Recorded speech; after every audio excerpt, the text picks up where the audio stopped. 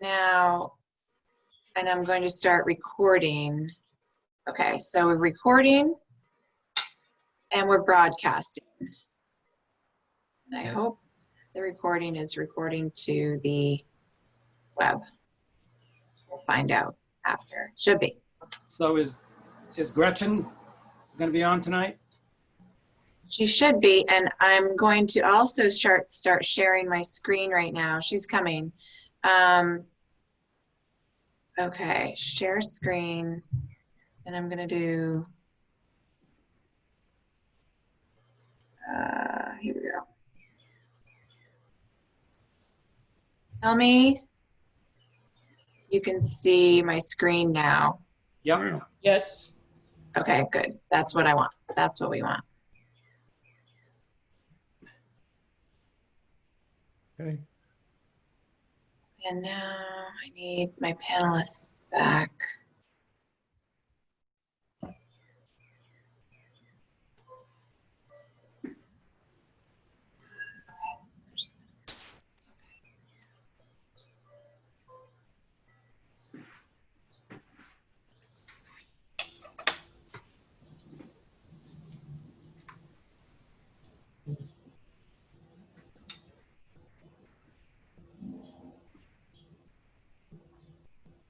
Ron, it looks like you're muted.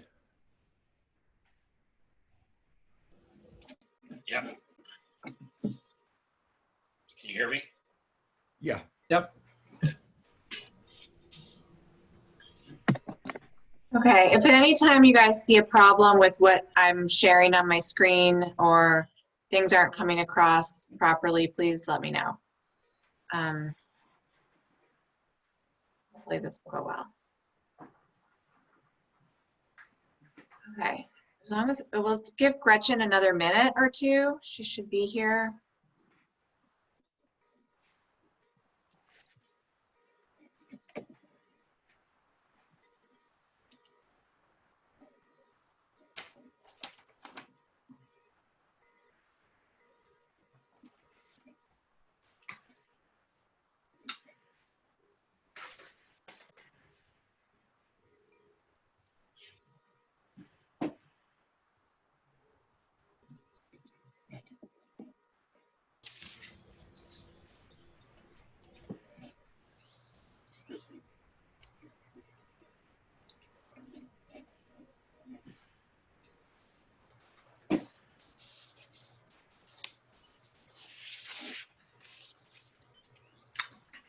Julia, did you get any of those plans from Tom Hughes that you were waiting for? Yeah, we did, and I emailed them to you all. I hope you got them, but if not, that's okay.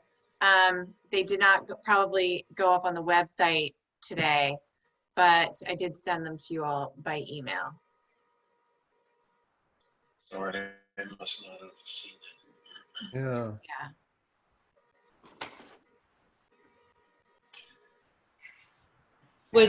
Was there anything on 192 Northern Boulevard in that? Did that come in at all today? Yeah, I didn't see that one. No. I didn't either. Okay. They've asked for a continuance Yeah, on that's the that one I one. was. Okay. So I know Gretchen's not here, but since we are recording the meeting, Gretchen here? is on, she's on as an attendee. oh, she is. Okay, great. Okay, I see her. All right, so why don't we go ahead and get started? Okay, let's get started with the Newburyport Conservation Commission meeting on July 7th, 2020 via Zoom, and this meeting is being recorded. So, first thing is approval of the minutes from June 16th. Anybody have any comments? Looked fine to me. Motion to approve? Second. Okay, Paul, Yes. David, Yes. Jane, Yes. Ron, Yes. and I vote yes. Okay, under old and new business, do we have any Plum Island updates? not have any Plum Island updates. I don't know if anyone else has anything to report on Plum Island, but no, I don't at this time. That's really just a placeholder this week. When we had the last meeting, it sounded like things were in pretty rough shape and that you were scheduling something with DCR to come in and had anything come of that? Yeah, we did schedule some work with DCR to roll out the Moby mats and to close off some pathways around the 73rd, 75th Street area. And that's been done. We put up signage and we put up some temporary fencing to keep people out of that space and to direct them to some new pathways. And then the Moby mats were put down on the 69th Street path and the path from the parking lot out to the beach, the one that people use the most, because the boardwalk actually is going to remain closed. There was some discussion about whether or not they could put a temporary ramp and build some temporary steps for people to get down off the end of the boardwalk, but it's just too steep, and they don't want to damage the existing structure by trying to attach things to it or break pieces off of it to let people get around. So that's going to stay as is. So those are sort of some public access updates. But in terms of any kind of dune restoration work being planned, I don't have anything new on that at this point, other than I should say the city has put out is working, I should say, with GZA to develop a proposal to do like a feasibility study for a couple different options of dune restoration and protection in that, again, that 73rd, 75th Street area. So I don't think the contract with GZA has been finalized yet, but Anders was the one who was putting together a proposal for the city on that. Well, that's not DCR property there, it's city? It is DCR, well, I should say it used to be DCR property and now it's coming closer to just being city property. It's probably a mixture of both at this point because of how close the erosion has taken us to Reservation Terrace. Yeah. So is DCR involved in the contract and funding of it, or? No, we're not getting any help from the state at this point. I don't know that maybe that the mayor is working with the state on something behind the scenes where they'll help fund this, but I don't have any information on that. I can't say one way or another what the level of participation can be from DCR. Okay. Anything else under old and new business? I don't have anything at the moment. Okay. All right, let's move on to certificates of compliance, requests for determinations and requests for minor modifications and requests for extensions. I'm supposed to do that at 7. It's a little early, but I think people who need to be here are here. So let's get Ron Gerton, 1 Spofford Street. Okay. Let me allow to talk. Okay, there we go. All right, now can you hear me? Yes. Okay. Tom Hughes with Hughes Environmental Consulting here on behalf of Ron Gerton. You may recall that we filed an NOI for support, and largely it was filed as an NOI because it overlapped into natural heritage land. So we basically had to get it in so we could get the 30-day review rather than having to do an independent MISA review. But basically it was pruning some trees for health, removing 3 trees that were deemed hazards by an arborist. There were this one, and this one here. This is the plan that was included in the notice of intent. Go on to the next. Okay. Next image. So this is one of the stumps down on the river. This is the one that's labeled 9606 on the plan we were just looking at. You can see the interior of the stump. Clearly it was rotten and clearly the arborist had a point. So that's one of the stumps that was removed. One of the conditions was the stumps needed to be left in place. They could be ground, but the root's not removed because they're in a spot that's kind of holding some of the bank together in between some of the rock outcrop. If we go to the next one. Okay, this is the other of the two trees that are down near the water. And again, you can see the rotten core. Not as bad as the other one, but still pretty bad. And this is the one that's labeled 9607 on that other plan. The other tree, I was unable to get a picture of the stump because it was actually buried in some holly planted on top of it. That is up near the driveway, right up near the road, pretty far out away from the resource areas. If we can go to the next image, one of the other things that we agreed to do, okay, so this is a picture, but some of these trees were pruned up as part of that plan. One of the things I want to point out is if you're there, you really don't, it doesn't look like trees were removed. The area is still pretty well forested and the trees look good and healthy. So we can go on to the next one. One of the requirements was that we plant 3 saplings, so 3 red pines were planted. My understanding is that Vern ran the species by Julia before they went in and provided a location map to her, to the file at the time. So this is one. This is number 1, and I took several pictures of these so you can see the plant, but also you can see where it is. It's down by the river. If we can go to the next one.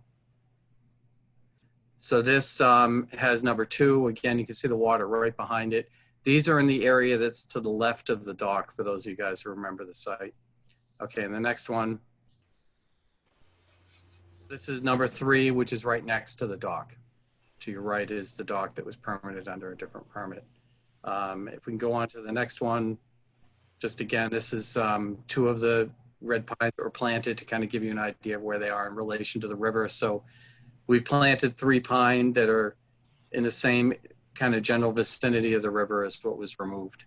And I think that's pretty much it. This was really a pretty straightforward one. You may remember there was like a 40-something page arborist report that we provided the commission with, and all the work was done in accordance with those recommendations.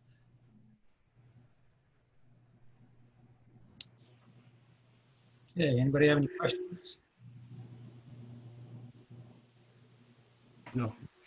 No. Have a motion?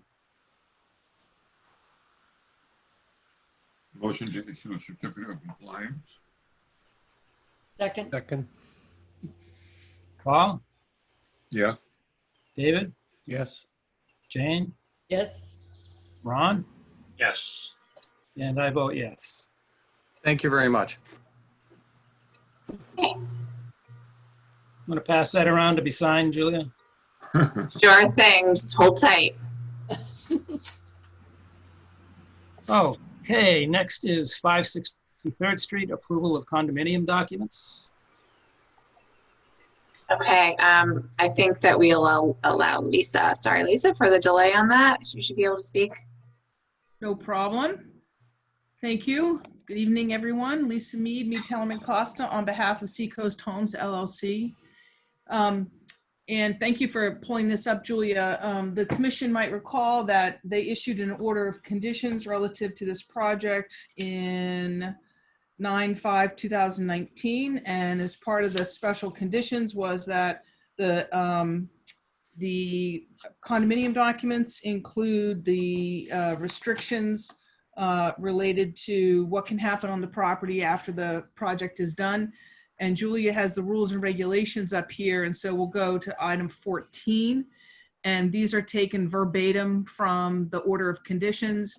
And I also provide the book and page number as well. Importantly, Julia, do you have the master deed up there too, or no? Yes, I did. So I pulled up the section from the master deed as well. That was the declaration of trust, and this is the master deed, Right. which also references the order of conditions and the same 5 provisions and restrictions. And importantly, the last line, which says this provision shall not be changed or amended by the trustees of the unit owners. So we have included those provisions in the condominium documents. The condominium documents aren't yet recorded, but they will be likely before the end of this month because we have our first closing shortly thereafter. And obviously we want to get these on record. These have also been, as is our practice, provided to all of the buyers as part of the purchase and sale agreement documents and the marketing documents. So everybody knows about this. This is not a surprise. So we'll be back into the commission in any event for a certificate of compliance also when all the work on the ground is done before that closing also. So we're requesting you approve the condominium documents that they reflect the required provisions in the order of conditions so that in fact we can then record them. And they look fine to me. In case anyone hadn't reviewed or read the complete documents, I did read through each one. And Lisa had edited this a little bit to call it out more clearly that these provisions can't be changed by the trustees or the unit owners. Okay, anybody have any questions? Can I get a motion then? Motion to approve the condominium documents. Second, Paul, yes. David, Yes. Jane, Yes. Ron, Yes. and I vote yes. Thank you very much. Okay, next we have Jim Laverdiere, 7 Opportunity Way, a request for determination of applicability. Okay, I've allowed Jim and also Mike DeRosa to speak if they want to start with any kind of presentation. You can go right ahead. Thanks, Julia. This is Mike DeRosa, DeRosa Environmental. We are out in the industrial park, 7 Opportunity Way. And as with most of the buildings out in the industrial park, as we know, there's essentially a moat of ditches and drainage ditches around the buildings. And most of them have become occupied by Phragmites. What Jim would like to do is actually have the commission, and what we've asked the commission to do is issue a negative determination number 4, which would basically the work described in the request is not within an area subject to protection under the Act, including the buffer zone. Therefore, said work does not require filing of an NOI. And basically, these areas are drainage structures. They were built when the industrial park was built in order to allow the water to flow. As we know, there's not a lot of gradient out there. It's a very flat piece of land, and the water comes up and the water goes down. But what we'd like to do is actually remove the Phragmites and the roots. We would cut the standing material, compost that, and then Jim would like to excavate the roots out and maintain that. We have a native species planting list in the RDA that we would use to replace the frag, and then Jim would just maintain that. So that's what we'd like to do, and we're here to answer any questions from the commission. In your write-up, you mentioned that you were going to plant some native plants in there. Yes. What we want to do is occupy that space with native species and keep after the Phragmites to keep it from coming back. So actually treat it as a restoration area and as an ecological functioning wetland system, as opposed to what's there now, which is basically a drainage ditch. So you're surrounded by Phragmites, so it's going to be a never-ending. It is, and we told Jim it's going to be a maintenance issue, and that's in one part. That's why we want the commission to issue a -4, so that he can go in and not have to, he can maintain it and do what needs to be done without having to repeatedly come back to the commission. It's in his best interest to maintain this and keep the water flowing. So that's the intent. Mike, in the RDA, did you propose excavation, or I thought that you were just proposing cutting and treating? We were proposing, we weren't going to treat, we were proposing to do repeat cuttings. Right. And as we got into it and we started thinking about it, if the commission can find that this is not a wetland resource area, then it might be more effective to go in and actually remove these roots and then replant this with our native planting plan. And so that's how we ended up with that. That's a big project to excavate the roots of all that. That's a huge excavation you're talking about, right? Yeah, yeah. That's sort of a different project than what is proposed in this RDA, like managing all the soils and it's just a different proposal. It's a different, more aggressive proposal for sure. It's more in line with what Rochester Electronics did down the street, where they cleaned out their ditch, which was also overrun by frag. Hey, Mike, can you hear me? I can. Can you hear me? Yes. Can I say a couple things? Absolutely. So I've owned this building from 2004.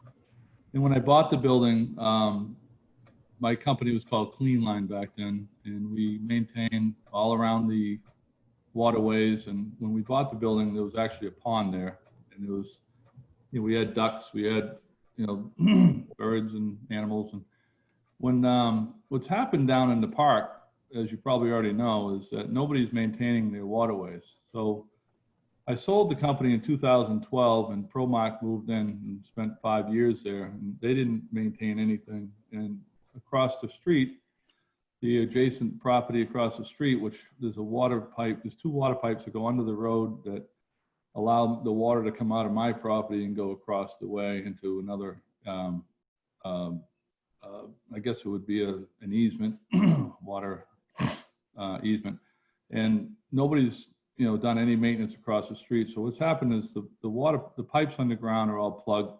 All the water's backing up on my property, and if these Phragmites are not something new. These are only within the last 5 years since I have not been there. And what's happening is, if you look at my property, the water's encroached on my my driveway, and you'll see patches of. I just keep on maintaining holes and patches because the Phragmite root system is built up higher than the pond was. So now when I've called in people to do a new driveway, and they can't do anything because we can't raise the grade there. So I feel like we need to, it's becoming an emergency issue because I don't know if you know this, but I took over the company back in 2018. We now employ over 40 people. We started from scratch again in 2018. The company Promark moved out of the building and laid off 65, 70 people. And when I heard that, I came back in, started up the new company and hired back the employees that were there before. So the other thing that's happened is next door to me to the left, Packaging Specialties. I didn't know this going into it, but when we allowed them to, I was fine with them expanding their building, but when they did that, we've seen more growth of wetlands coming into our property as well on that side. So we're getting encroached on both sides with Phragmites and wetlands, and nobody else is doing anything about it. But I would like to just maintain my own property, and we got to dig these swales down so that the water has somewhere to go, so I can fix my driveway. And it's a big deal. It's a large cost to get this driveway fixed, and it's probably going to be a larger cost to maintain the swales.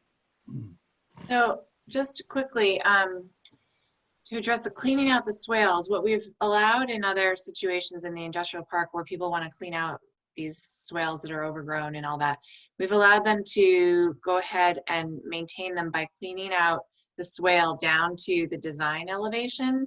Yep. Or native soil material, whichever kind of comes first. So if you know the design elevation from previous plans for when this drainage swale was created, that's great. If you don't, then generally people have surveyed it and used the bottom elevation of culverts that are associated with the swale to come up with that bottom elevation.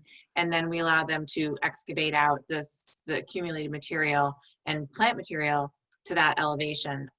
If they can't get, if there is no culvert invert, then they can clean it out till they see they get through the vegetation accumulation and the sediment accumulation, and they reach that native soil layer.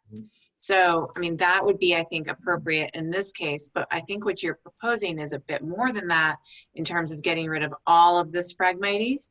And I'm just a little bit concerned, and I want to ask Mike about, because I know that the swale itself is a stormwater management feature, but it looked as though from previous plans that you showed me that there are areas kind of around here in the sort of bow out area of Phragmites, and certainly in the back where there's a pond, that are actually wetland.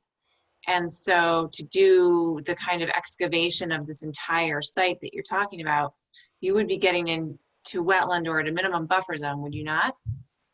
Well, I think what you initially proposed is what Jim would like to achieve, which is getting the vegetation out and the accumulated debris to the invert, the outlet invert of the culvert. I think that's more than adequate, Jim, for what you want to achieve. Yeah, I mean, as far as the wetlands you're talking about, which was one time a pond, you're correct. There was a pond there when I bought the property. We have several, I think if you go back years in Google Earth, you'll see that there was water standing there. But I did a little research today to see how deep down the pipes go underground that connect other properties. And I would agree that, if we went to the bottom of that pipe and kept the culvert open all the way through, which is now not flowing any water. I have to say though, even if I do all this, it doesn't mean the water goes away. The water just stays in that pipe, and it doesn't. The neighbor across the street, there's I think a 50-foot easement. Is that correct, Mike? We saw across the. Yeah, 40 or 50-foot drainage easement. Yeah, for the ditch. The street that is completely filled up, and also the pipe is clogged. So really the water, it looks like it was designed that it came off my building into the swale, down and through the pipe, and then around the back of this other building, but nothing can ever go through. So what are we supposed to do? We're just gonna live with the I mean, I'm amazed at what's happened in the last 6-7 years. I mean, we didn't even have Phragmites in there when I bought the property. This is all, also, the guy to the company to the right of us, they encroached their driveway closer to our swale. That wasn't there originally when I bought the property. So everybody keeps on encroaching on each side of me, and I haven't, and I'm getting the blunt of it, and my entire driveway is lifting up now. So we've got to do something. It's becoming an emergency. So in looking at this picture that we're looking at, the water flows to the bottom of the picture? Yes, from the top to the bottom, correct. And the pipe that goes under the street, is that a city pipe? It's what would you call that, Mike? Like a culvert pipe? It's a culvert. I'm not sure if, the city must have control of the industrial park, I would imagine. Does the city plow this for you, Jim? Yes. Yeah. So the culvert pipe, I can tell you what it is, Mike. It's because I looked at it today and I took a picture of it. It's completely full. It's about 24 inches round, and there's 2 of them that go under the road, and both of them clogged with trees. And trees? Well, yeah, there's actually Roots. a tree root in one of them, but Okay. not just there's not large trees. That's a good picture. There it is, right there. Yeah. That shows where the pond used to be. Here's the culvert, here's under the Yeah, road. right there. Yeah. It keeps on going down this way. Yep. But you're saying that it's getting clogged up on the other side of the road in here? Yeah. Yes, there's yeah. There's never been any maintenance from 2004 that I've owned the building. I've never seen one bit of maintenance done on the other side. So it's completely clogged. And it's actually ruining his property because his the cat nine tails and phragmites are approaching the front of his building because it has nowhere to go. So it keeps on migrating one direction. And Yeah, the drainage in this park is a chronic problem, as you know. the problem I have is you see where that drawing, you see where the pond is. See how narrow my driveway is? I have 10-wheel, I have large trucks going in and out of there all day long. And it's already narrow, but what's happening now is phragmites are lifted beyond the top of the driveway. So now all that root system just keeps on getting higher and higher. And in the winter, it's even worse because when we plow, then the water has nowhere to drain. So it ends up filling my whole parking lot, ends up being a swimming pool there. So Jim, was this area shown as wet, sort of, I guess this was a pond. Was this a pond when you yes, when moved in? That was a pond. Was it but it was not a stormwater detention pond or a drainage basin. It was just a natural pond similar to the one back here. Yeah, it was like the one in the back, and it was, But I think, Jim, it was designed as a detention basin, right? I mean, I don't know. Actually, that I can't answer, but Yeah. it could have been. We would need to know that in order to let you go in there and do some sort of excavation. I Mhm. think that's because, like I was saying before, that's a much different project than what you proposed. So if this is a wetland area, that would require a notice of intent. Yeah. Right. But I think that under this RDA, what you did propose, which is the cutting, sort of the cutting and regular cutting way of Right. managing the Phragmites Right. and letting the other species kind of get moved back in there if possible. Yeah. That's an okay way to do it at this point. And then this swale can certainly be cleaned out the way the commission has allowed other swales to be cleaned out in the industrial park, like I described before. Well, that sounds reasonable, Jim. Yeah, it does. The one thing I just, The whole thing could not be dug out. No, it would just be the swale, the channel. The red line. Yeah, the red line, exactly. Yeah. We would cut the rest, Jim, and just have the contractor clean out to the invert elevation just in that single, Yep. Linear thing. Sure. Have you ever approached the city about cleaning out those two culverts? Yeah, I've had, I think Julie has talked to my attorney, Mark Fry, a couple times. I haven't personally had time to get involved in it, but it's getting to the point now where we just got to stay on it because we have to. I don't want to go through another winter of what we've seen the last couple of winters. Right. Yeah, I would suggest, and I think you may have already been in touch with John Eric White, the city engineer, about this. At least your attorney has, and he's in charge of our stormwater division at Department of Public Works. So he's the right person to work with on trying to figure out a solution, better solution for the area. I just want to mention one thing. If you go to the first building to your left when you come down Opportunity Way is owned by Rochester Electronics. And if you look in their front lawn, they have a small little pond there. And that is exactly the way, if you're ever wondering what my pond looked like when I bought it, that's what it looked like. It was a mowed pond, it just only about a foot or two of water in it. And it was very clean.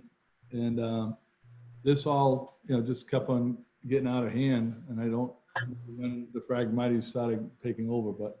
Well, I think it might be a worthwhile project then, if you think that would benefit your site, to return that back to a pond or a basin, that you could take a look at that as a separate project and propose a notice of intent if that was indeed a drainage basin or whatever it was in the past to clean that out again. Okay. Sounds reasonable.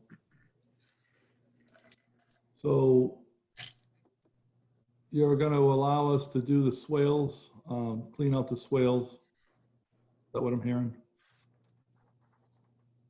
Yeah, that's what.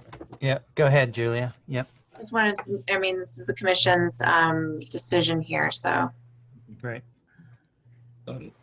Does anybody have any questions? Yeah, I have one.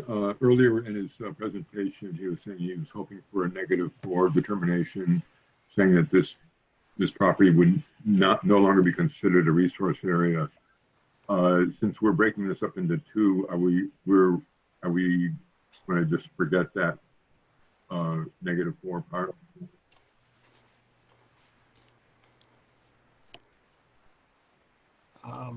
I mean, I think it's definitely clear that it's part of the original drainage design, even the basin portion. Mhm. So it's our opinion that it's part of the drainage design, and it's not intended to, function as a wetland resource area under the act or the ordinance.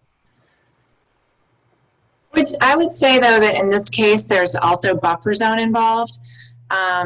And so that is considered a resource area under the Newburyport Wetlands Protection Ordinance. Okay. So I don't really feel comfortable with that -4 Yeah. being checked off in this case. I think it's fine to go ahead as a -2 or 3 and Yeah. get the work done that you need done. But That's fine. I mean, we're fine Yeah. with that, Julia. That's, the main thing is we're able to manage this area. And then when the time comes, Jim, we'll talk about doing a notice of intent, and maybe that covers the driveway work as well as the basin work, all in one project. Julia, does that sound? yeah, I would propose that all as one project if that's Right. something Yeah. you want to look into. But I just make sure that you have the evidence to show, Yeah. to prove that these other areas are in fact part of an original drainage design and not natural wetlands. One thing you have to keep in mind, Julia, when you look at this little drawing that he has up with the red line and the blue pond, they were all connected as one. It's not really the way it looks. The Right. culvert and the pond were all connected at one time. Yeah. So what is the green line? Is that another swale? It's another swale that went in front of the packaging specialty in the front. But you're not connected to it.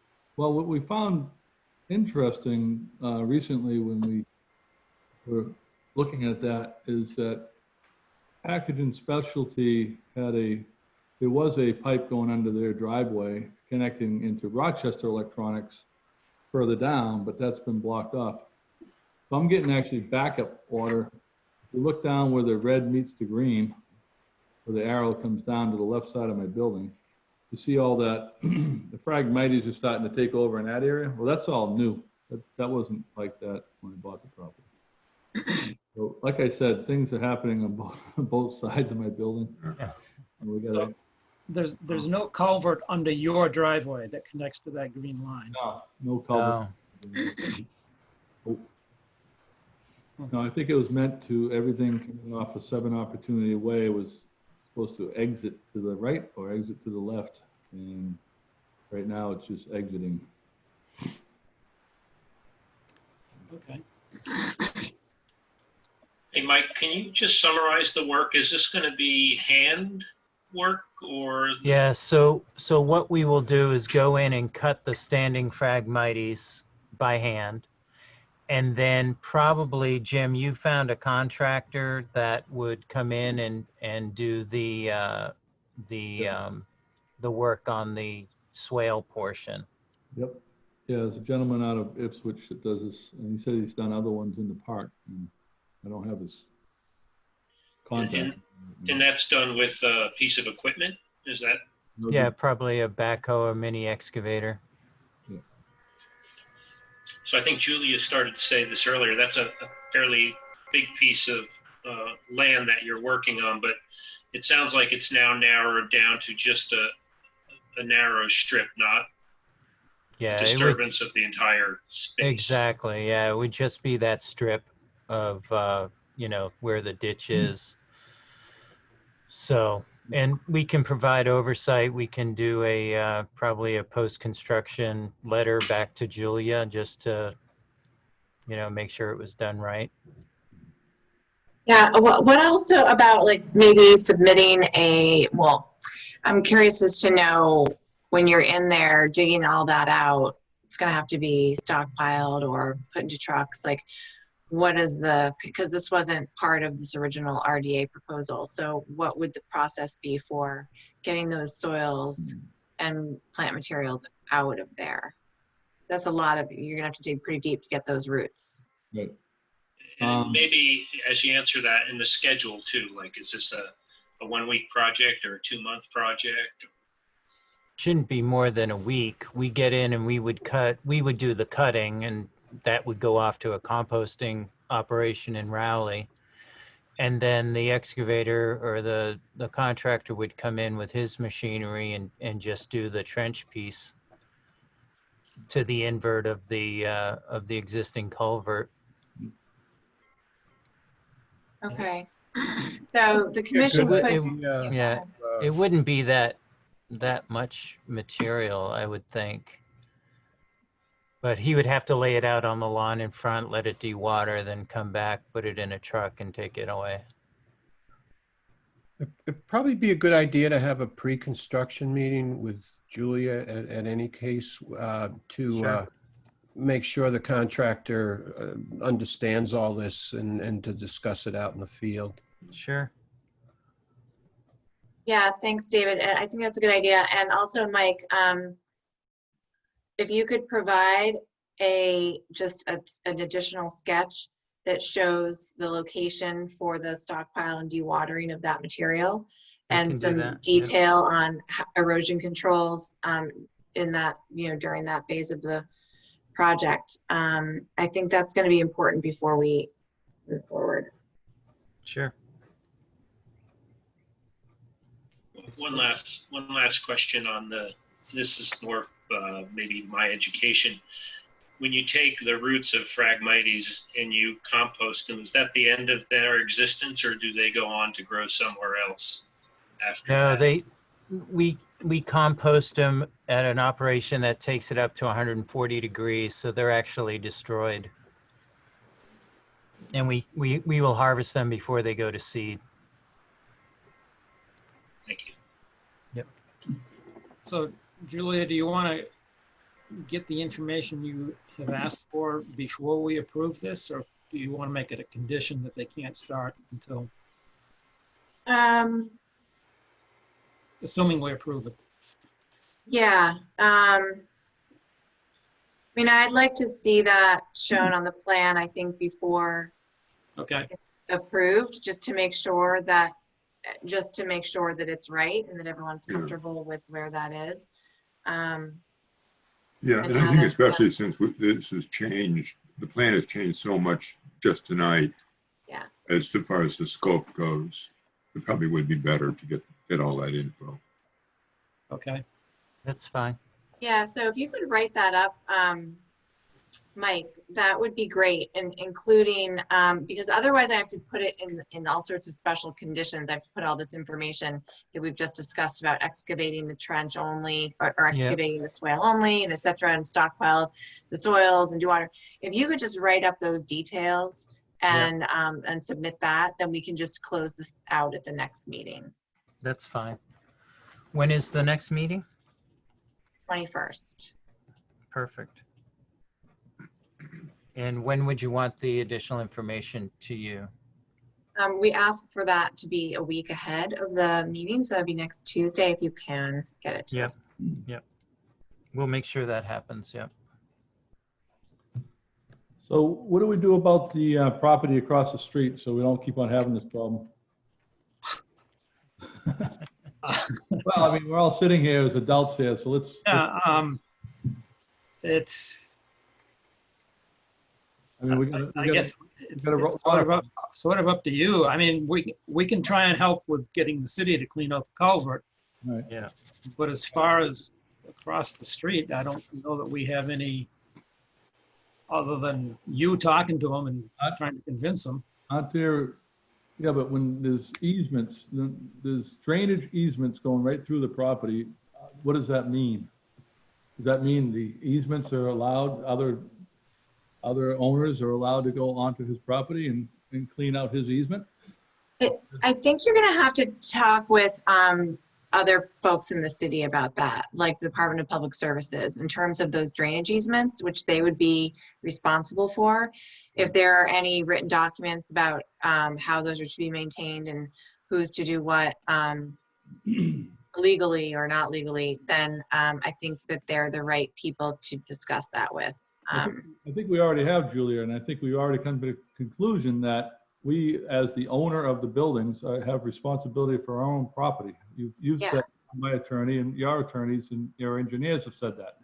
So Yeah. what are we supposed to do? I keep on getting a runaround that I can't do anything. I mean, I'm gonna. I mean, I don't know how you, I don't know how you force them to do that. Like I said, I think in one of my emails to your attorney, if there was an order of conditions issued to your neighbor that had conditions in it, however long ago it may have been issued, that required them to maintain those swales, then the Conservation Commission now would be able to address that. Or if there was an operation and maintenance plan that was approved as part of an order of conditions issued to them, and in that operations and maintenance plan, it specified how they were to maintain these things. And again, that would be something that we could address with your neighbor. But absent those things, I mean, I don't know when their property was permitted. I don't know what was involved in that, in their application or in their permit. So there wouldn't be much that we could force them to do on their own property. It's just the way property rights, I guess, go.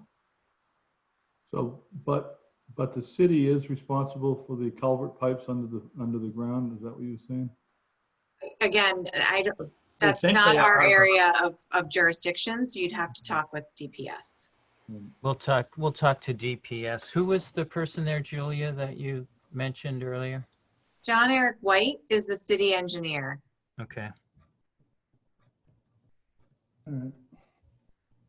And he's very helpful. I'm sure if he has plans or thoughts about it, he will share them with you and be as helpful as he can. Thank you. And thank you, everyone. Thank you Well, very much. Do we need to vote to continue this? Or? Yeah. Okay, can I get a motion? Motion to continue till July 21st. Second. Okay. Paul, Yes. David, Yes. Jane, Yes. Ron, Yes. and I vote yes. Thank you, everyone. Thanks, Mike. Have a good night. Jim. Thanks, Julia. Thanks. Okay, next, can I get a motion to open the public hearings? So moved. Second. Second. Paul, Yes. David, Yes. Jane, Yes. Ron, Yes. and I vote yes. Okay, first up is Christopher Horn, Seacoast Homes LLC, 192 Northern Boulevard. We've requested a continuance on that. Okay, To what date? The next meeting. Motion to continue to July 21st. So moved. I need a second. Second. And Tom, you'll get this to us by next Tuesday? Yep. That's the plan. All right, Paul, Yes. David, Yes. Jane, Yes. Ron, Yes. and I vote yes. To all of those attendees who are hoping to comment tonight, it'll be continued and we will talk about it in 2 weeks. Sorry if you wasted your time. Okay, next. Tom and Chris Malagny, 3 Louise Street, Yep, Melorani. Melorani. Okay, All right, so this is Tom Hughes with Hughes Environmental Consulting, here on behalf of Tom and Chris Melorani. With me tonight is Tom Melorani, I believe is on. I'm not sure if Chris is on too. Lisa Mead, who handled the zoning application, and Eileen Graff, who did the design. So this is a single family rebuild. The site is a sort of heavily impacted site in a fairly densely developed portion of the island on the western side of the basin. If we can zoom in on the photograph that's right there on the cover. Yeah, so you can see the site has, driveway, couple sheds. There's actually remnants of an old foundation that are right in the area where lot number is on the plan. There was a swimming pool in the back left-hand side or upper right in this orientation. And there was a trampoline in the back right when Tom picked up the property. Tom actually lives on Louise Street, abuts his own project here. And just, I think welcomed the opportunity to clean up a property that had become dilapidated in the neighborhood. He's since removed things like the pool liner that was on the ground and the trampoline and all that, but there's still quite a bit to be done to clean up the site. So if we can move on, I think we don't need to look at the USGS unless anybody's wondering where it is. Okay, so this is the 2019 image. So again, you can kind of see how busy. Tom picked up the property before this image was taken. You can tell because the pool liner is gone, which would have been in the upper left. But you can see how busy the site is with the two sheds, the driveway, the house, etc. If we go down to the flood map. So the property, oh, that's all right. You can see the pin there. The property is partially X zone and partially AE9. The elevations on the lot range from about 7 to 10. Okay, if we can go to the photos. Oops, sorry, hold on. That's all right. I forgot I had put that aerial in there too. So, so much for zooming in on the cover. We could have done it there. So you can see photographs from the driveway, photographs from the back. You'll notice there's a bulkhead door into the, calling it a foundation is a little bit of a polite term. But if you look at the picture of the structure, it is certainly dug down.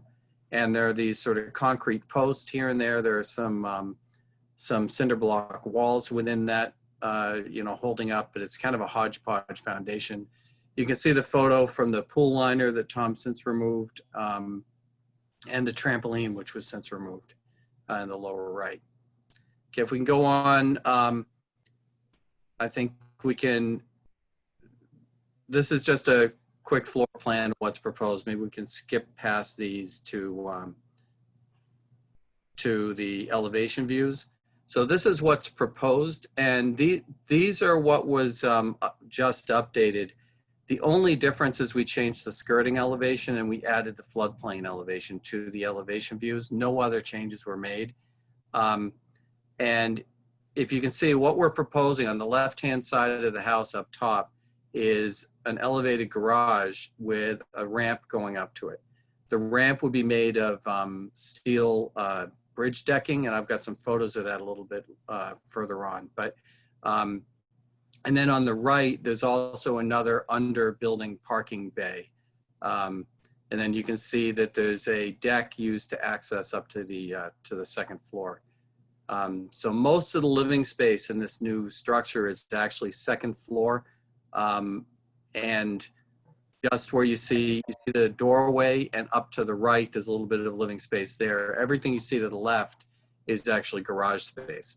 And it's elevated, significantly above the flood elevation. Tom, where is the other parking that you? Well, I can't control the cursor, but if you look at the top image and go to the bottom right of the structure, right there. Right here?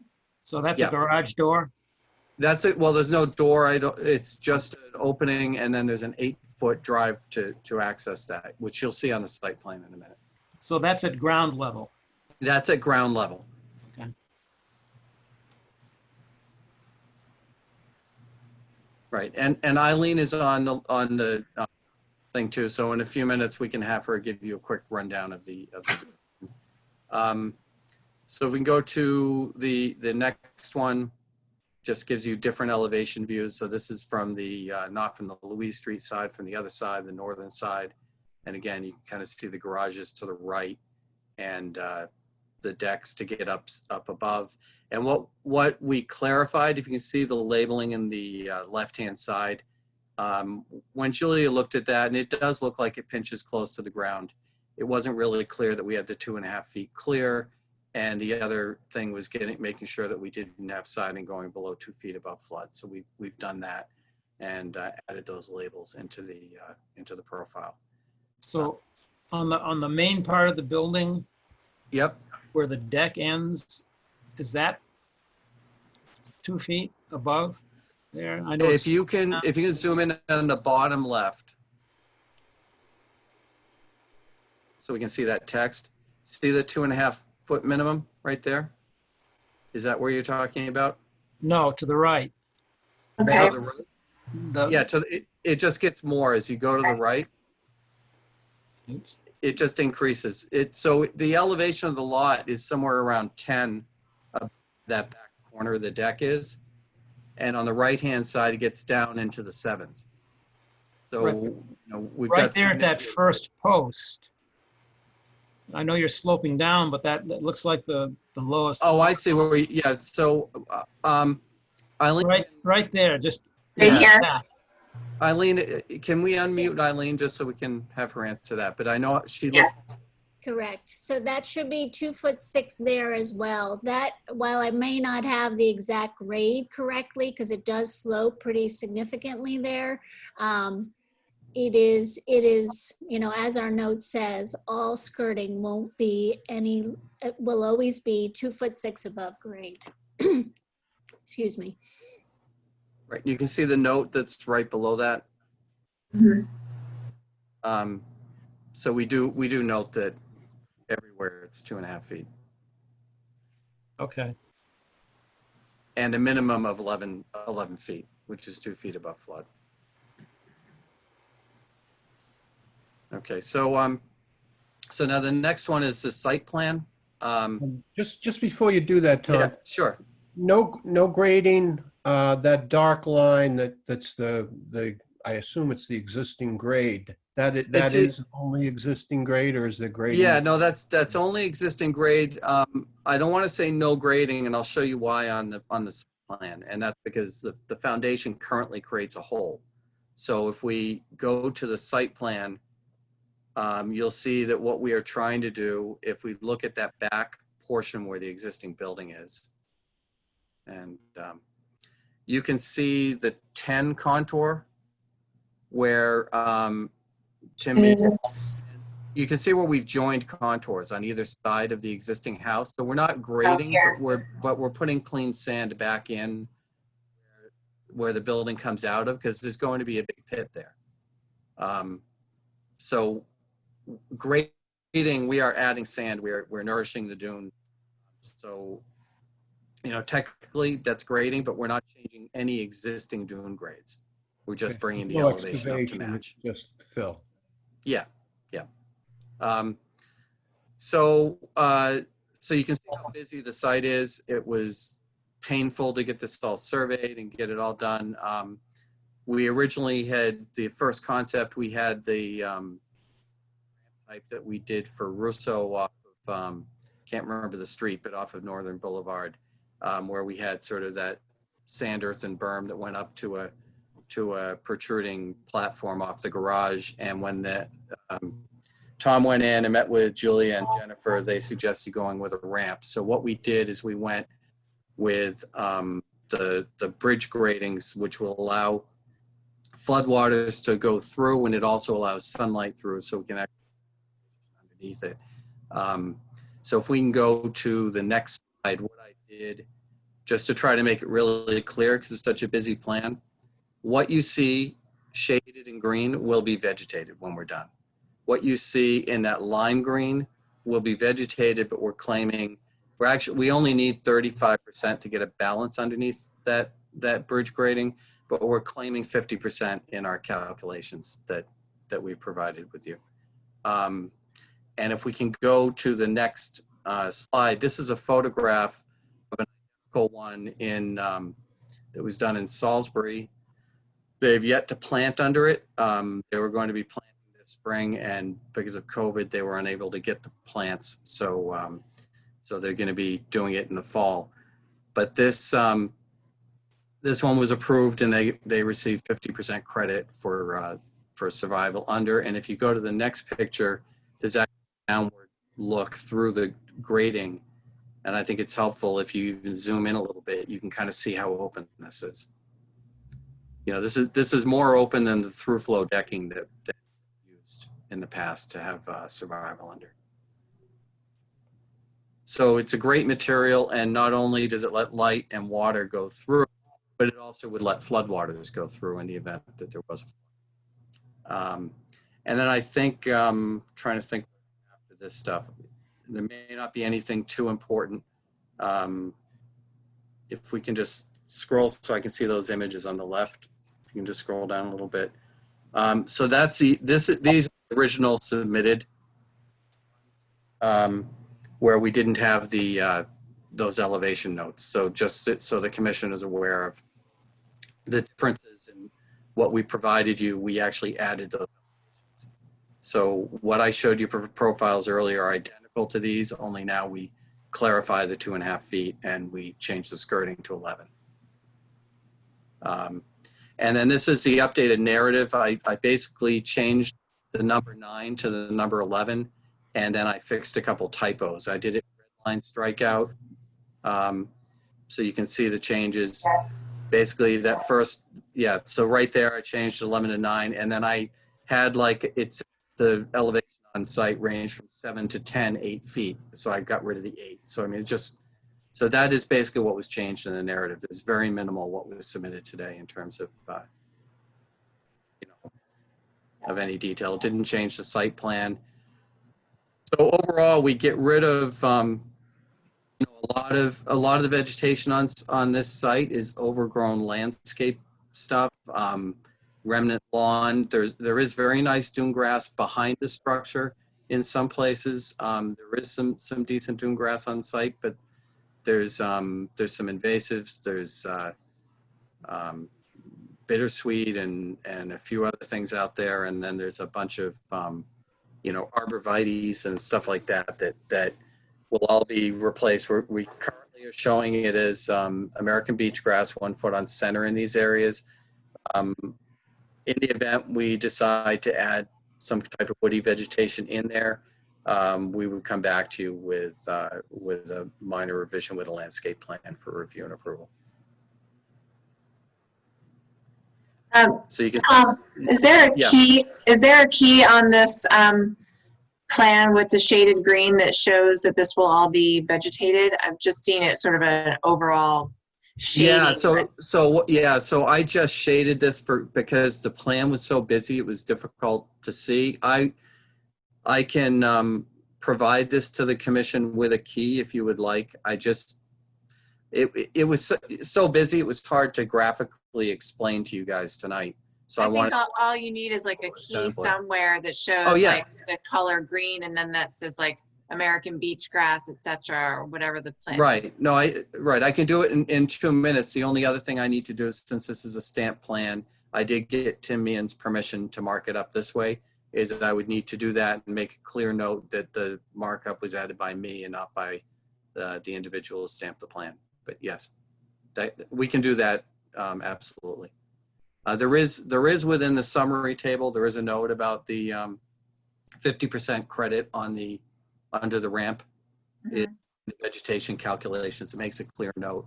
I mean, I'm confident that we're going to have more than 50%. I don't know that it's going to be as dense as if you didn't have a ramp above it, but I'm confident we're going to have vegetation, you know, fairly uniformly underneath that ramp structure.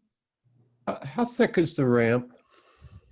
I'm going to say, I mean, you can kind of see here, it might be better to be looking at the next image.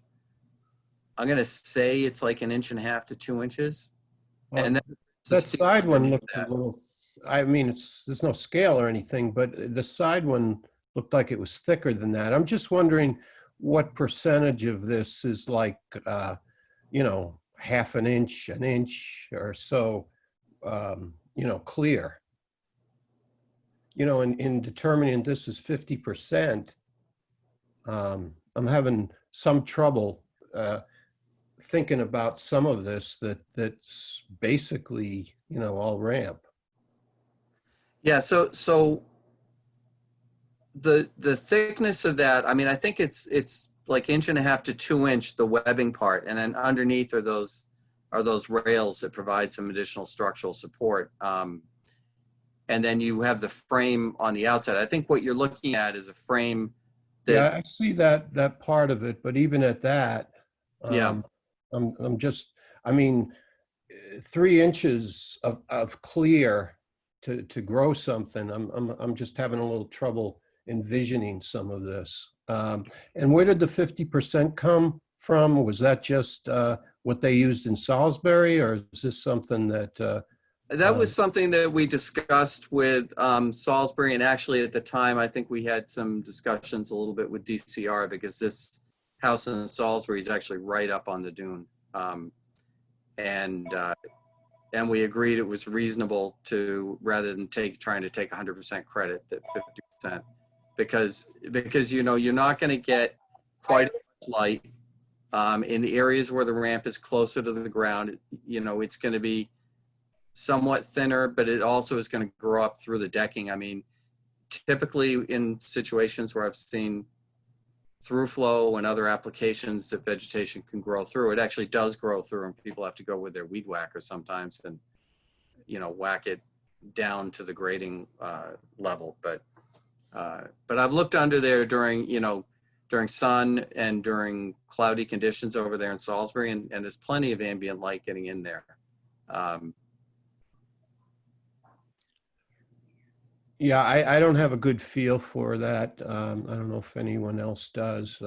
I just wanted to point that out. Tom, do you need that 50% credit in order to achieve the appropriate?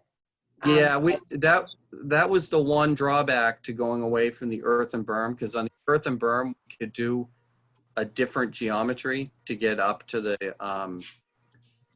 garage, but when you're doing a ramp like this, we kind of have to be rectangular because of all the structure involved. And so we do on the earthen one, that original earthen one, we wouldn't have needed that. We would have planted the side slopes down. Mm-hmm. So yeah, we do need it. We would end up about 300 square feet ish short. And has anybody done, is there any data on how likely the vegetation is to survive under these ramps, or are we just using the 50% as just kind of a sense of things kind of thing? We're using the 50% because we've got some experience with other materials that actually, I don't think, let quite as much light through the through flow decking, where we've had 100% growth underneath. Through flow is just not a rugged enough material to use for a driveway ramp. But nobody's actually done any analysis, or there's no. There is probably some work out there from its application in bridges. This is actually used many times to cross wetlands with bridges. It's the open grading, very similar to what you actually have on the bridge over the Merrimack on the drawbridge. Well, if there is anything out there, I think it would be helpful, in order to make a decision that the 50% is the right number. Yeah, I mean, we can certainly look for some supporting data on that. Great, thanks. So, am I on, Julia? Yes, you are. Yep. Thank you. I didn't know if I was talking to myself or not. Lisa Mead, we can get you the details on the grate. The client just sent me the cut sheet on it, but it's actually got a couple of different sizes, so I'm not sure which size, but let me tell you that the bearing bar thickness ranges from 1/8 to 1/4 of an inch. And the height of each bar range from 3/4 of an inch to 1.5 inches. So it's the center section of it, to David's question, That's the thickness of those, the bars and the grating, David. And so I don't know what the Yeah. frame sizes are, but we can get you a cut sheet on it. Excuse me, a cut sheet on it. Yeah, it'd probably be helpful to see a profile, like say through the middle or something that would give us a better indication of how much space there is. Like, you know, I just to make it clear. Yeah. Yeah, and I may be able to even, I don't know if you guys, this is the difficulty not having a hearing in person. I could probably get a sample of the material. There's probably some scrap left from the Salisbury job where I might be able to get a piece that I could drop off so you could actually look at it in person. Are you guys actually going into City Hall at all? No. Okay. Well, then I'll try to get some better photos as well. We'll get you the cut sheet and I'll try to get some better photos, and maybe I can get one with the sun shining down, kind of showing you the light underneath too.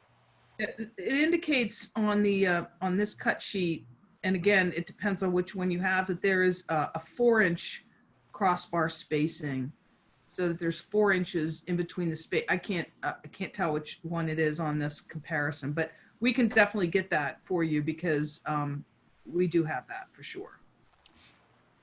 And the width of this whole structure, is that line up with the garage, or is it larger? I mean, is this something, the width of this thing, I'm just questioning whether it has to be as wide as it's shown. Yeah, So Julia, if you go to the elevations, I think, Tom, if you go to the elevations, it shows. Right. Yeah, the other one I think has a dead end to the Right, A03. Yeah. So if you go down, I think we pinched it as tight as we could to the garage doors. Yeah, The ramp is 24 wide and the building's 28. Okay. So it steps in from the building width. Okay. So Tom, do you think you'd be able to get some pictures maybe from the manufacturer or something? Well, I mean, something growing underneath. I think that's, yeah, I mean, so I can, unfortunately, if we had that one planted over in Salisbury, I could have actually given you pictures of it. But I can look, because this has been used. I know this is something the Army Corps has required in some small bridges, you know, crossing over sensitive wetlands, especially salt marsh. Tom, did you all use this at the Newburyport Yacht Club with that bridge? No. So that was through flow decking, and the through flow decking, we have, you know, not only have we gotten rid of the Phragmites, you know, by carefully timing when it gets cut so that we're not actually making it stronger. But we also, so the salt marsh is restoring underneath it, but we have about 100% cover under the whole thing. And we've done it on both docks there, and it's really been tremendous in terms of. Well, so I guess my question is with the through flow decking, because what we're talking about right here now is not necessarily the difference in between steel or whatever it is that's being used. It's the openness that's allowing the light and the water through. Right. So if you're getting all of that growth through the through flow decking used over at the Newburyport Yacht Club, would that not be similar to the amount of light and water getting through this? Right. So, yeah. So this is. yeah, but this is 24 feet wide. I don't think that boardwalk there is 24. So there you're getting light from the side. Well, also. one of them is one. Right. Yeah, one of them's 8 feet wide. One of them's pretty wide. The main dock. But yeah, I mean, some of that over at the Newburyport Yacht Club, you know, we have elevation, so you get light coming in from the sides too.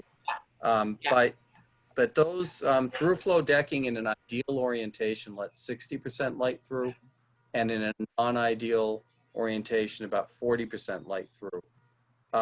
This just eyeballing it when you look at that grate, because the steel is so much stronger, you've got bigger gaps, you've got bigger openings, and I think that you're getting more than that 60% light, but I'll see what I can find for data Right, and you're facing west-ish. Right. Yeah, so I mean, you're gonna have the, you don't have anything blocking it from the south, sort of the south to north is clear. The home is gonna block the early morning sun, but it does anyway if that was vegetated. But in the afternoon and sun going down, it's gonna get plenty of sun. And you're proposing beach grass under it? Yeah, the current proposal is beach grass. I actually thought about and we'll take another look at maybe adding a little bit of seed mix for a Pennsylvania sedge, which is a native grass-like vegetation that occurs on Plum Island, because that is a little bit more shade tolerant. So we could maybe mix that up a little bit with some things that might thrive a little bit better if we don't get as much light, and give some more diversity under there. So I can look at that as well. But the current proposal was just plant dune grass underneath. So if we come back with you, we will provide to you, if we can find some examples where there's growth under them, we'll provide that. And we will provide a closer view with the measurements, David, relative to the openings and the size of those, the size of the webbing. I think it's about exactly what I said, given the text that I receive and the shot of the cut sheet. So we'll provide that information to you as well, so that you have it. And Tom, maybe if you had a picture of what's going on at the American Yacht Club, so we have something to compare to. Yeah, and it's Newburyport Yacht Club, and I have that. I mean, so the same through flow decking. I have a dock in Gloucester that goes through 140 feet of salt marsh, and I have 100% salt marsh growth underneath it for through flow. So I've got there's plenty of data and plenty of everything on through flow. Bridge grading is something people don't use as much, just because it's a far more expensive product. Tom, one more thing. On this plan, there's a note over towards sort of like this right side of the green area. It says restoration planting hatched areas, and it has these two arrows. I'm not necessarily seeing a hatched anything, and what does that mean? So I guess if you go back to the one that isn't marked up in green, that's why I found the plan maybe not. If you look at these, there is hatching you can kind of see, but ultimately. Here and here? Yeah, and so what we're going to be doing is we're just, what's going to happen when the demo happens, we bring in sand, there's going to be more areas that become devegetated as part of that. So we're just showing you that when we're done, rather than focusing on little areas here and there, just the whole thing will be vegetated either with what's there right now or with American beach grass. So that's just another reason why it's important to sort of update this plan with which notes with more right, notes. which I'll do. It'll either be, I could probably do it in 5 minutes, but what I need to make sure is I have to be sensitive. I'm not sure, David, you understand this. I've got somebody's stamp on this, so I've got to make sure I either have their permission or I have them actually do it in a CAD version of it and put a key. But we can. Yeah, get rid of this note and just add a different note. I mean, whether they can do it or you can do it, we just need something to make as the final plan that shows what we're really is. Yeah, I think if I'm doing it, what I'll do is I'll put a key and then I'll put a separate note that says, in addition to the noted restoration planting areas, all areas on site shown in green will be vegetated upon completion, and just because I can't start editing his stuff. Yeah, and, I get you. Yeah. Yeah, but I'll make a clear note as long as he lets me do it, and it'll probably be the view that you see right here rather than me having, so that I'm not misrepresenting it. Something is stamped. But again, I'll work that out with Tim. He should be fine with it, I would think. Okay, no outbuildings, nothing of that sort here. Yeah, the sheds are going away. But I mean, coming back, there's nothing else. No. I mean, so, the nice thing with this proposal is unlike a lot of places, he'll actually have a garage. So there's that benefit. It's a nicely, it's kind of a really nice design, and it kind of gives you sort of everything you need. So there shouldn't be any need for outbuildings, et cetera. And as far as the planting plan, explain again. I mean, there's no shrubs or anything else here that you're. You can see some of these. We're not proposing any shrubs right now, and this is the typical thing, is that folks are always so focused on, and rightfully so, on building design and getting a plan that works for the building, that it's hard to think about the landscape aspect till you're further along. But so currently we're just showing American beach grass. There are overgrown arborvitaes that are on the site. There is a tree that I think is, the trunk may be off site, but it's in the back right yard. You can actually see a tree there on the plan. There's another tree that is right above the word Louise in Louise Street. Mm-hmm. So there are some trees and shrubs, and there's also some invasives up along the fence that is along the I guess it would be the northern property line there.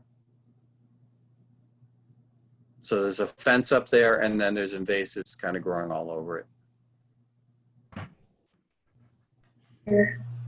Yeah. The fence is off property, but some of the invasives are on property. So we would deal with that. But then there's also in that back, upper right corner, there's some beautiful dune grass in there too. So, that's about the only area on site that is really sort of very nicely vegetated with native.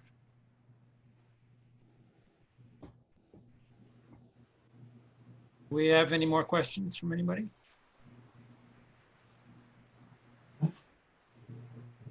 Okay, do we have anybody from the public who would like to comment?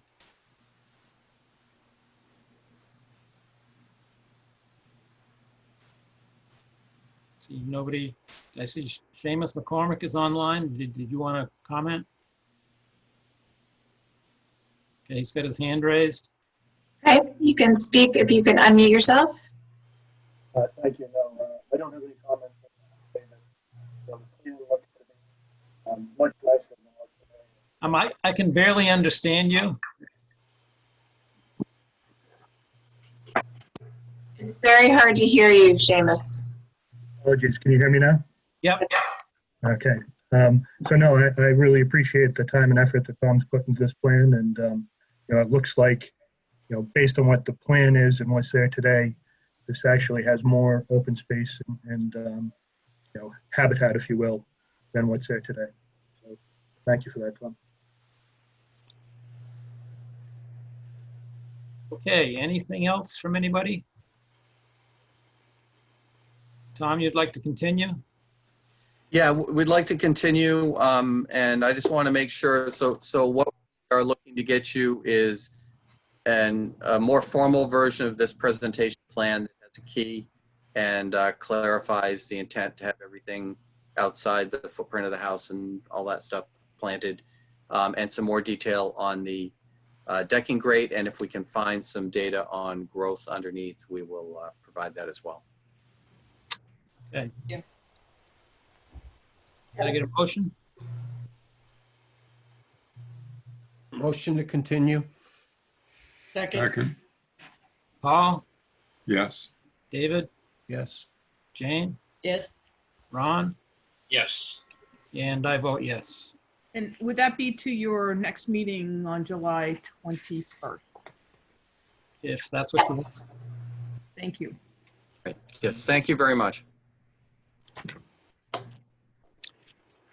Okay. Next is Robert Condon, 1176th Street. Okay, this one, he submitted a notice of intent to both us and DEP. DEP, I responded to him that several items were missing from the notice of intent and that he needed to get them to us in order to be on this meeting's agenda.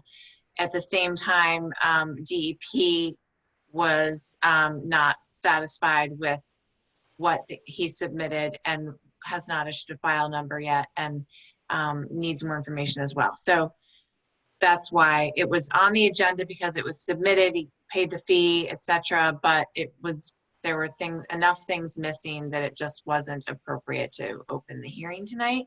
So he's working on those, and we will just postpone this one. Okay, so Do we need to continue it to another date, or?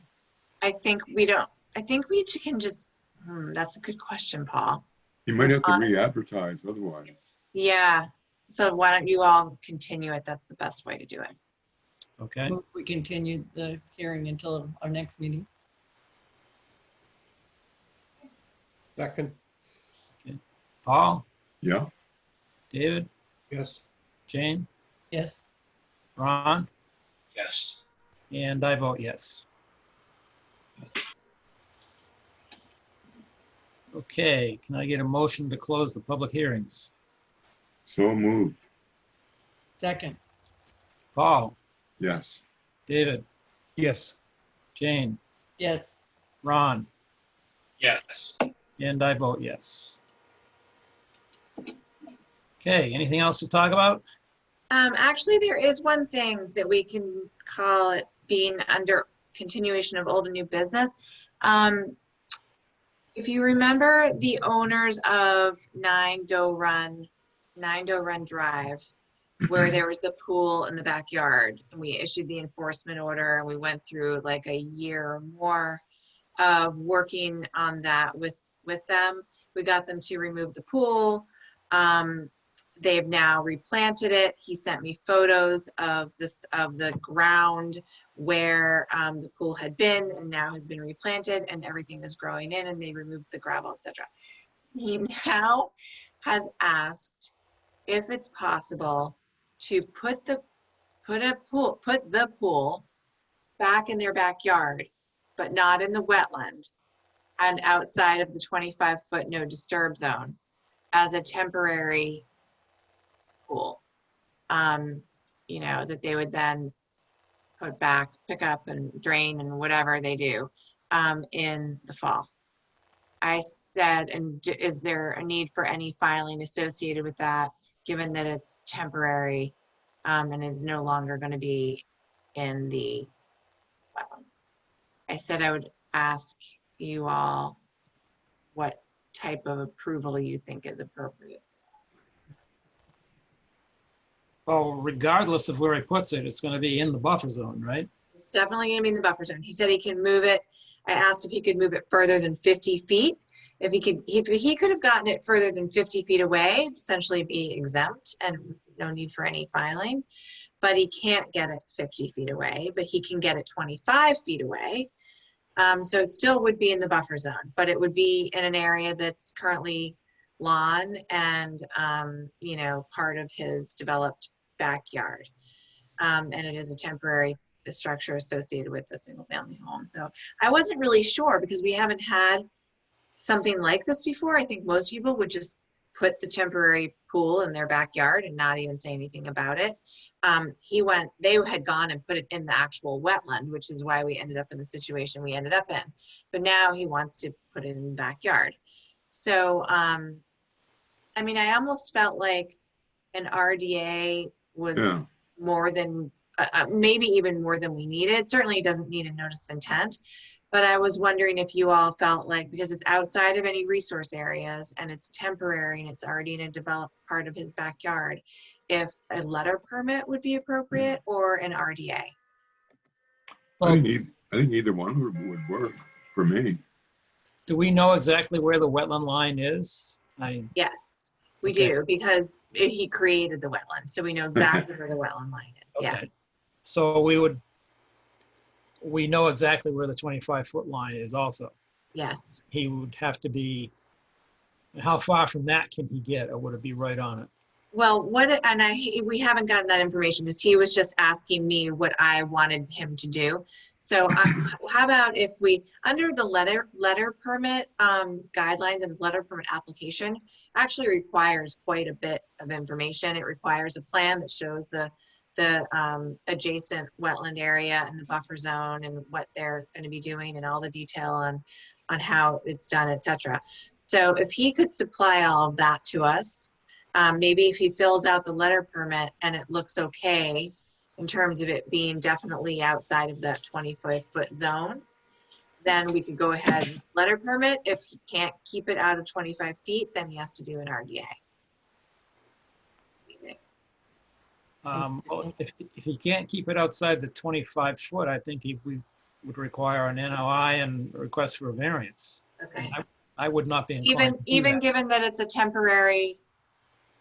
Well, just bear in mind, even a temporary pool, he's probably going to put down a sand base for this thing. I mean, you don't just construct it on grass. Well, so that's the kind of information that would be required, no matter whether it's an RDA or this letter permit. He'd have to supply all of that. So I mean, maybe, I don't know. Not to say he couldn't restore it, if the pool was gone or something of that sort. It's not a big Yeah. deal. But, well, it sounds like this Bear in might be mind. something he wants to do every year. well, I doubt I think he just established that that's where he's putting the sand, and that the rest of the year it would just be sitting dormant, I assume. Yeah.